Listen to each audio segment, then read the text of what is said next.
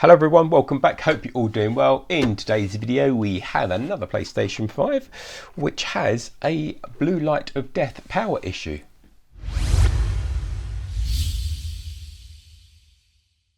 So as I say, another blue light of death.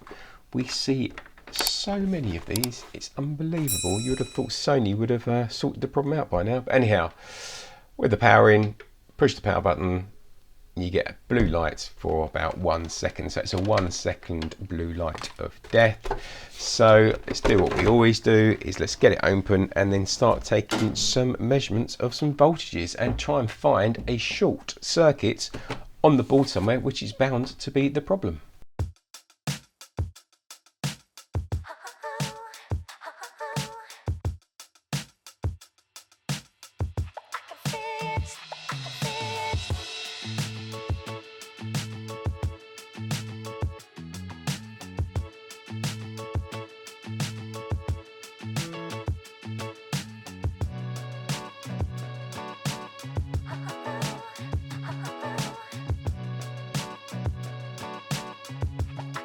So this one we purchased from one of our customers as a faulty console. So if you do have a PlayStation 5 and it is faulty, or an Xbox Series model console and you want to sell it, please visit consoletherapy.co.uk and we will offer you an instant quote online of how much we would pay for you for your faulty console. We will also arrange a collection from your home, so no need to go to the post office. And all of that will be free of charge. And then as soon as we receive the faulty console, we will pay you within 24 hours. So we have now literally hundreds of customers selling their faulty consoles to us. So if that's something of interest to you, please let us know. This is where this one came from. Right, so as we've seen, we get a blue light, a very quick blue light. So what we'll do is the usual, is we're just going to plug in some power to the console. We will grab our multimeter leads, let's bring our multimeter up on the screen and let's just check for the standby voltages, right? So one probe on ground, the other one on a positive voltage, right? So let's start up here, see if we've got our 5 volts. Yes, we do. Do we have our 3.3? Yes, we do, right? So they're the main two voltages up here, which we should be getting, and we do. Let's just check if we get our 5 volts up here. Yep, we do. Yep. So there's no short on the USB socket. That's good news. So the short must be somewhere else, right? So we've got our 5 volts over there as well. Right, so let's do a little bit more digging, a little bit further in. Right, I'm going to take the motherboard out, it's just easier, and then we'll actually test for some shorts around the board. Right, so with the motherboard out, let's just pop our multimeter into continuity mode, and then we'll have a quick buzz around the board to see if we can find any immediate shorts. We do this by, as I say, having your multimeter in continuity mode and then putting one of your probes anywhere on ground and then just buzzing around the board to check the capacitors first of all.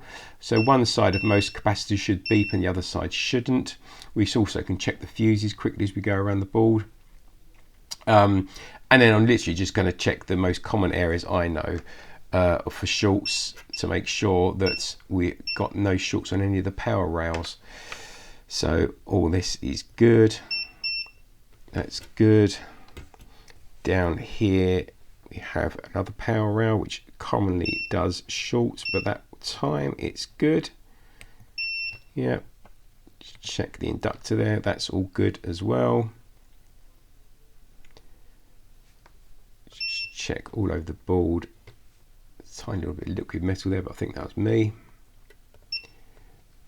All good around here. Okay, let's just check our fuses. That's good.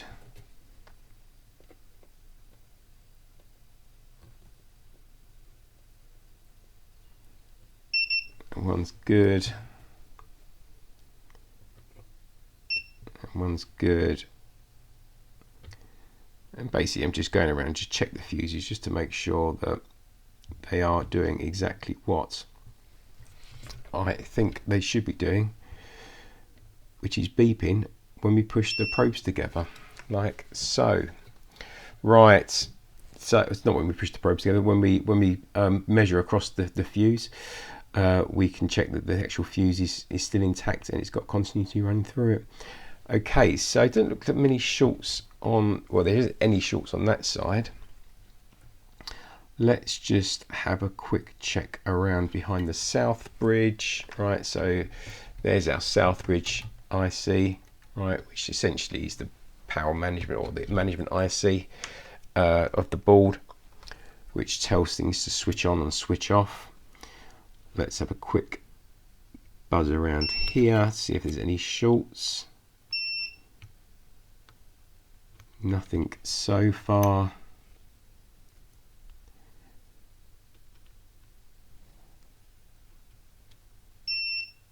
Oh, good. Good.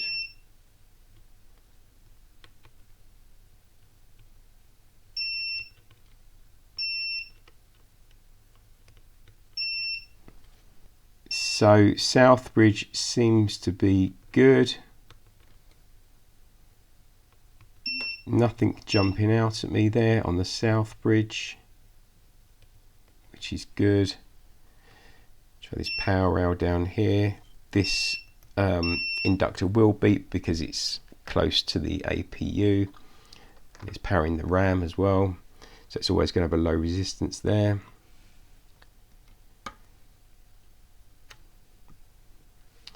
So nothing jumping out short wise. So I think next step is we'll get the good old UART out and see what error codes we've got on the board from UART. So let's do that. If you need to learn how to use UART, I'll put a pop-up in the banner for a video showing you how to hook up and connect up UART and use UART. It's a separate video there. But let's get that hooked up and then we can see what the results are. Right, so inside the console service tool, let's select our COM port. I'm on COM port 6, yours might be different. We've got power into the console. Let's click run and we see hundreds, not quite hundreds, but quite a few error codes. Right, power sequence error, and that is probably because this next one down, which is C00C0002. We'll just double check that in the console therapy UART database. Let's paste that number in here. And yeah, we can see check the MOSFET located on the side of A side of the motherboard below that Sony Interactive Entertainment logo. And check the Infineon IC as well, which is the power controller. Right, so let's actually have a quick look around that area then. Right, so let's unplug our power, disconnect UART, and then, as UART suggests, let's have a quick look on the motherboard. Now that MOSFET, I think we checked that MOSFET earlier, if I'm honest, but we can have another look. Right, now this board is a EDM 030, where it says below the Sony Interactive logo. Right, it's not actually here on the EDM 300, but on 3030. But what UART and the error code is pointing to was on an earlier board, revision board, probably a 010. The actual MOSFET it's talking about is down here in this power group down here, right? So you can see on this old board, you've got the Sony Interactive, and that's the MOSFET it's talking about. That's exactly the same power source as this one down here, right? So what we are going to do is just double check the MOSFET around here to see if they have got an issue, and the way we can do that is checking out the drain and source of the MOSFET. I think it's alright because it's got no shorts on it, right? So if we put our meter across there, it's open, and similar to that MOSFET,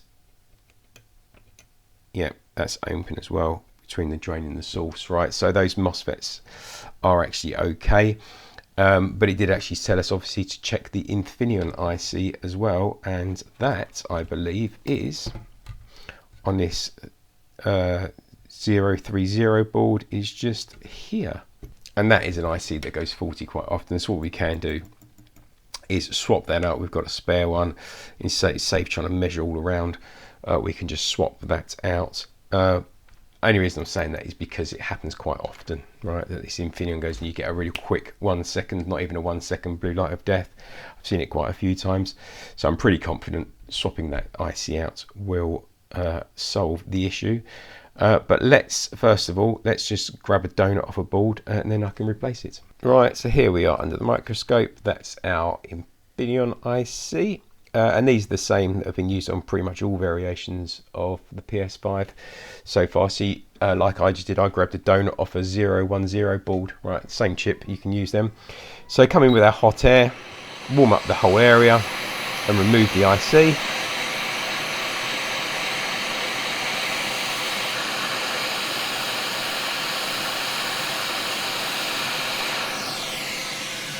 Just like so.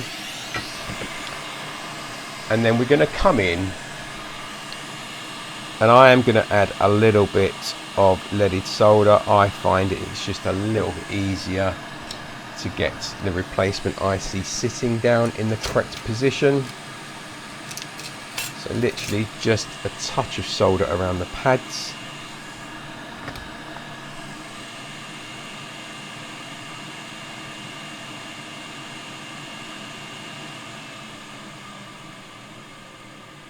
Like so, put a little dot in the ground pad. Make sure we've got the correct orientation, which we do, and then come back in with heat. Heat up the board first of all.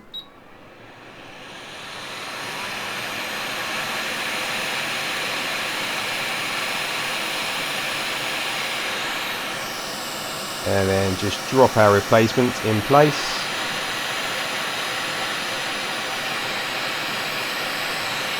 Give it a bit of a warm up.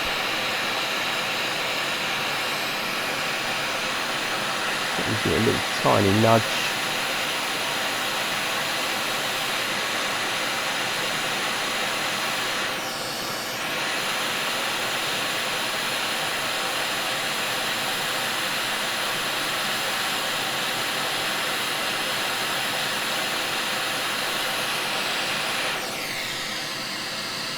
A little bit of pressure on it.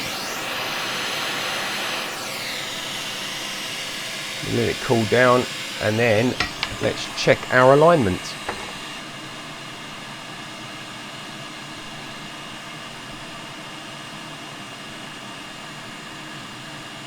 You see now that looks perfect.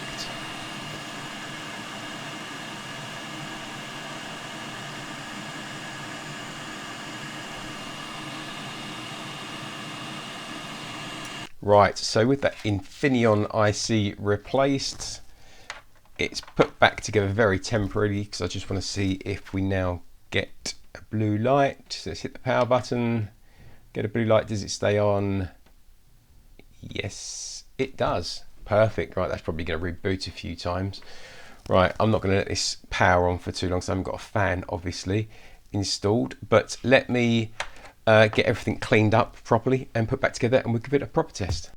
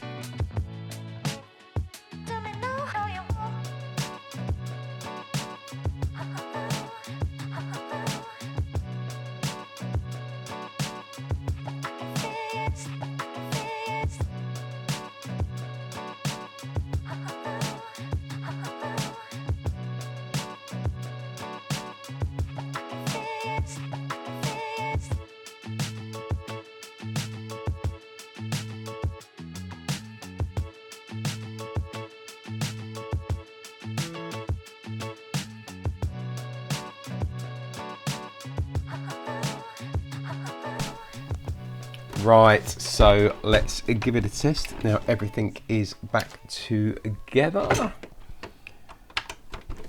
Plug it in, powered it on, get fan, we get blue lights, can you see it there? And then let's see if we get display on the screen. Yes, we do, look at that, there you go. Just repairing the console, because obviously it was powered off, and then it starts to reboot, get the PlayStation symbol, and then we get the error that it's not powered off correctly. We can sort that out in a minute. Great, right, so as I say, thanks very much for watching that video. Hope it was useful. If it was, please consider giving us a thumbs up. And if you do have a faulty PlayStation 5 or a faulty Xbox Series model console, please consider visiting consoletherapy.co.uk. We will buy the faulty console from you. When you go onto the website, you'll get a instant quote, just enter in a few details. What's the model, what's the kind of fault it's got.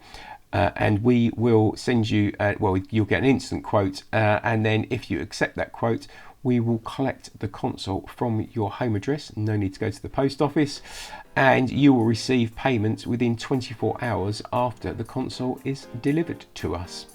So, as I say, thanks very much for watching. Hope you found the video useful. Just a quick one on how to repair a 1 second blue light of death on the PlayStation 5. If you did find it useful, please consider giving us a thumbs up and subscribing to the channel. We're posting videos every week now. Thanks very much for watching. Take care of yourselves. Bye bye for now.